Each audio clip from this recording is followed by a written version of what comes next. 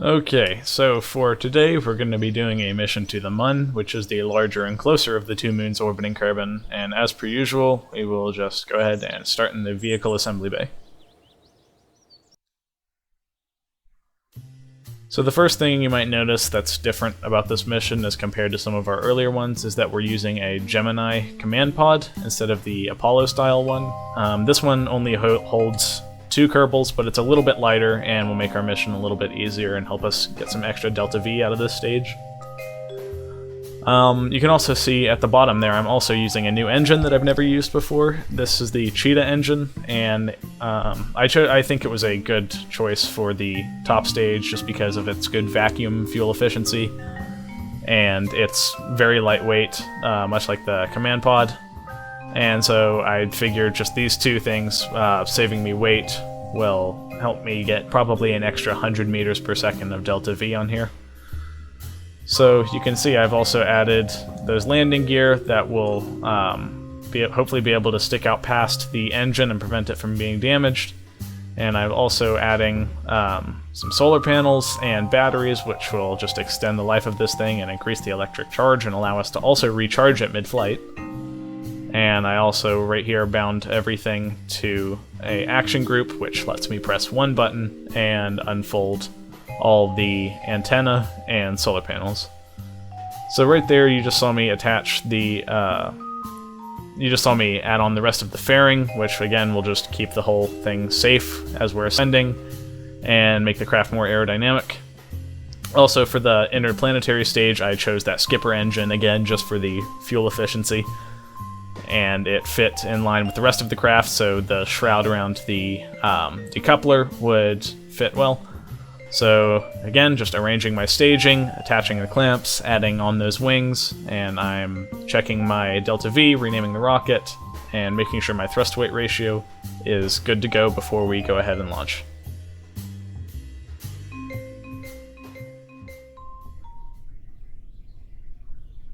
And so here we are on the launch pad again, getting ready to launch. I'm just going to angle my camera on the ground here to get a nice cinematic shot. And I'm going to be going at about 2/3 thrust.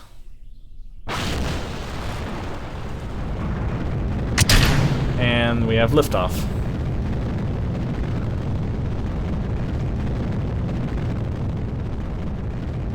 And so I'm going to go ahead and speed up this ascent by about 4 times, just because we've seen this before. And as per usual with these light loads, I'm going to be wanting to be pointing 45 degrees at 10 kilometers. And I didn't get it here exactly perfect, but as long as you get it within that general vicinity, it will make sure that you are increasing your horizontal velocity and vertical velocity at the same rate. There is flame out and separation on the main stage, and that will, as per usual, float down to Earth and crash back into the water.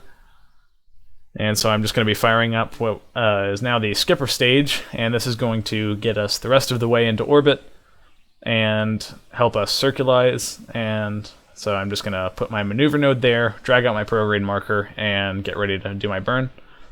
And so I've deployed the fairing just to shed some of that excess weight because it's not really doing much for us, and there's no aerodynamic forces outside here in the vacuum, so it's just unnecessary weight. So that yellow line there you can see is the Mun, and that's where we're going to be heading for this video. So it's a little bit easier to get to than Minmus, but it's also a little bit harder to land on because it's slightly bigger, meaning it has a stronger gravitational pull. And so last week I said I'd be doing an Apollo-style mission, but I figured that for 99% of the other missions that I'm going to do for the rest of the series, they're going to be Apollo-style. And Minmus and the Mun are really the only destinations that I can do reasonably direct ascent.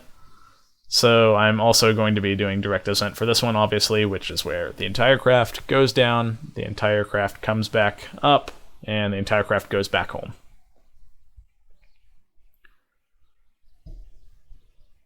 So right here I am just warping to my Mun periapsis, and I'm going to go ahead and start circularizing by burning retrograde, which is the opposite direction I'm heading, and that will get me captured around the Mun.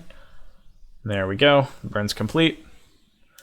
And so I'm just going to warp around till I get to a good position where I can start burning retrograde again and lowering my periapsis until it intersects a good spot that I can find that I want to land at.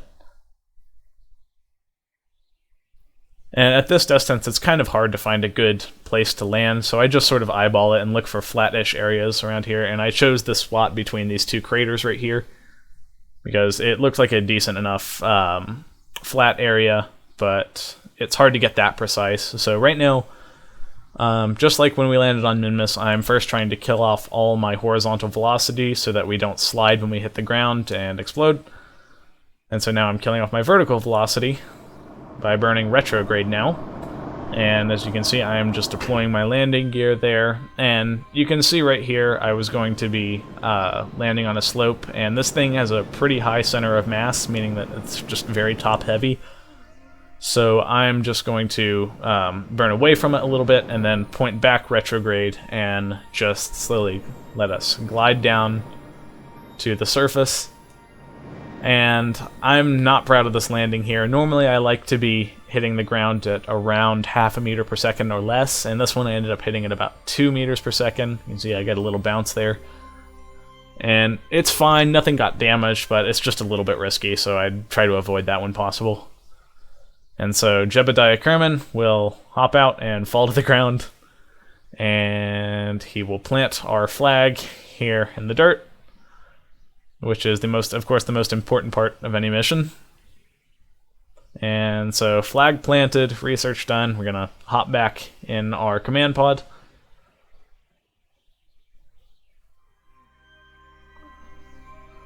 So right here, just like last time, and the way I'll probably be doing most of these ascents is I'm just going to look at my nav ball, and it only tells me what's north, so I'm going to have to figure out what is east just based off of that.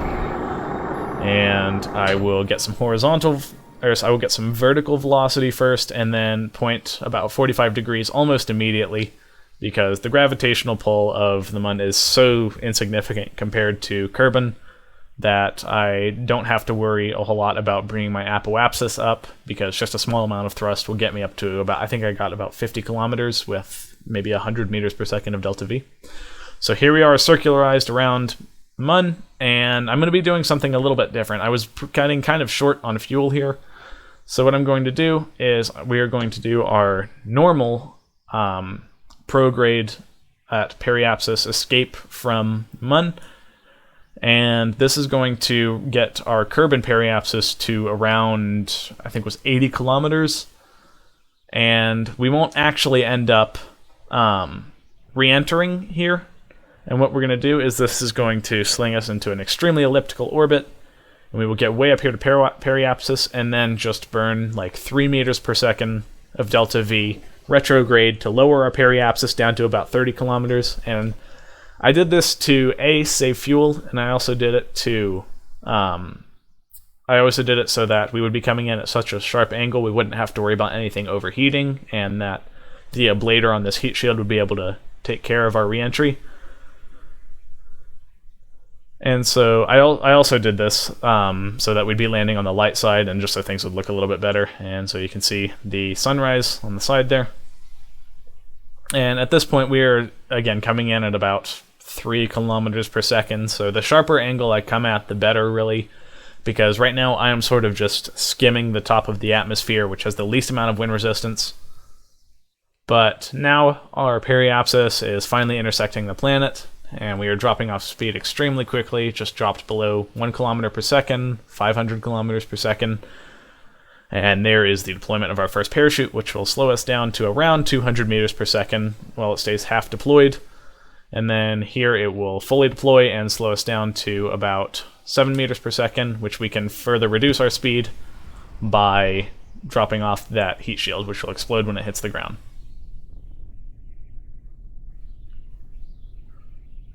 So that was our first mission to the Mun. Of course, please let me know if you have any feedback, and next week I plan on doing an Apollo-style mission to Duna, which is the analog in this game for Mars. So that's about it. See ya.